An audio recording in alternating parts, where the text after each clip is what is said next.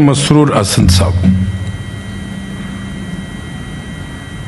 Chairman, शुक्रिया कि आपने बैक हंसने की बात नहीं है, मैं बैक बेंचर ज़रूर हूँ, लेकिन मैं आपको बताना चाहता हूँ कि मैं 1990 में सेनेटर बना था और वो सारा दौर मेरा जेलों में रहा था। तो ऐसे हम यहाँ नहीं बैठे, पीपल्स पार्टी के सारे कारकुनों की एक तारीख है। आपने बैक बेंचर ज़रूर बना दिया है, इसके ये मतलब नहीं कि हम कुछ नहीं, सब लोगों ने बातें कर ली, हम कुछ बहुत ज़्यादा बातें नहीं करना चाहते। हम बहुत बड़े दानिश्वर हैं, हम सियासी कारकुन हैं और हम ये समझते हैं कि इस वक्त हमारी धरती ने हमें आवाज़ दी है और उस आवाज़ पर लबैक करते हुए मैं कहता हूँ कि जो भी हमारी नेशनल सिक्योरिटी कमेटी ने लफ्ज़ ब लफ्ज़ कहा है, मैं उसकी तायीद करता हूँ और पुरजोर हिमायत करता हूँ।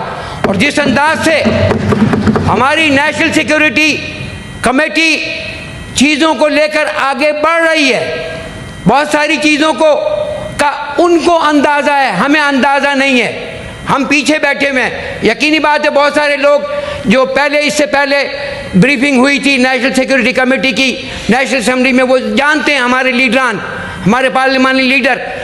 हम सिर्फ ये कहते हैं कि एक एक लफ्ज़ की हम हिमायत करते हैं और हमें लेकिन बहुत ही मोहतात होना चाहिए। मुझे खुशी इस बात की है कि हमारी ऑपोजिशन ने जो इंतहाई शदीद हमारी मुखालफत करती थी, हमसे लड़ती थी, लेकिन आज उन्होंने एक बहुत अच्छा माहौल पैदा किया है।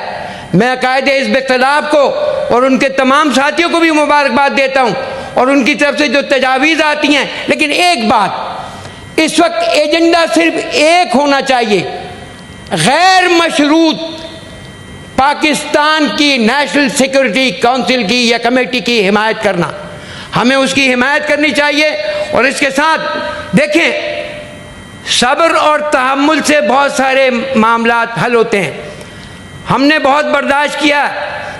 कराची में इंडिया ने 1990 की दहाई में, क्योंकि कराची पोर्ट था, उनके पास भी बॉम्बे में पोर्ट था, रॉ के एजेंटों ने वहाँ बड़ी कार्रवाइयाँ की, पीपल्स पार्टी ने और हमने मिलकर, सब ने मिलकर उसका मुकाबला किया और हमने सारे रॉ के एजेंटों को शिकस्त दी।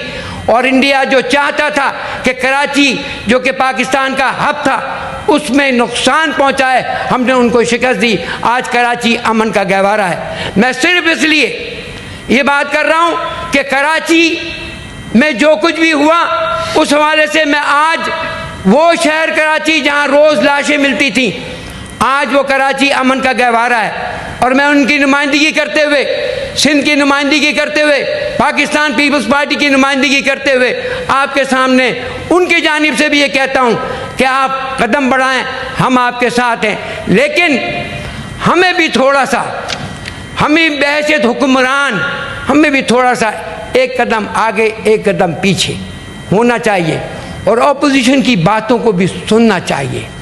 अगर वो कुछ बातें कर रहे हैं, उनको भी अपनी जिद और अना को ख़त्म करना चाहिए। जिद अना ख़त्म होगी, हम सब मिलकर, बड़ी अच्छी बात की ओन अब्बास साहब ने कि बुलाएं सदर आसिफ जरदारी साहब को, बुलाएं नवाज शरीफ साहब को, बुलाएं इमरान खान साहब को, सब मिलकर एक एजेंडे पर बात करें गैर मशरूत तौर पर कि हम सब पाकिस्तान की हिफाजत के लिए एक साथ खड़े हैं और पाकिस्तान की हिफाजत करेंगे। लेकिन भारत पानी हमारा नहीं बंद कर सकता। पानी पर तो हमारा कब्ज़ा 1400 साल से है। जब करबला में यजीद ने, मैं यजीद की तशबीह इसलिए दे रहा हूँ कि इंडिया ने एक बच्चा जो कि दिल के ऑपरेशन के लिए गया था इंडिया में, उसका भी वीज़ा कैंसिल करके उसको पाकिस्तान भेज दिया है। तो मुझे तो वो करबला याद आती है जहाँ नहर फुरात पर हमारा मासूम बच्चा शहीद कर दिया गया था। आज फिर वही तारीख दोहराई जा रही है, आज फिर वही बातें हो रही हैं। लेकिन याद रखना, उस करबला में एक मौला अब्बास भी था जिसका झंडा आज तक लहरा रहा है सारी दुनिया में। तो हम उनके मानने वाले लोग हैं, हम किसी से डरते नहीं हैं। हम डरते नहीं हैं, हम सिर्फ ये चाहते हैं कि खुद भी अमन से रहो और हमें भी अमन से रहने दो। मैं बस इतनी सी बात कर कर अपनी बात ख़त्म करना चाहता हूँ और सिर्फ ये गुजारिश करना चाहता हूँ कि सब लोग मिलकर या आपस में जो या हमारी बातें होती हैं, इस वक्त इन चीज़ों की ज़रूरत नहीं है। इस वक्त सिर्फ ज़रूरत ये है हमें यकजहती की।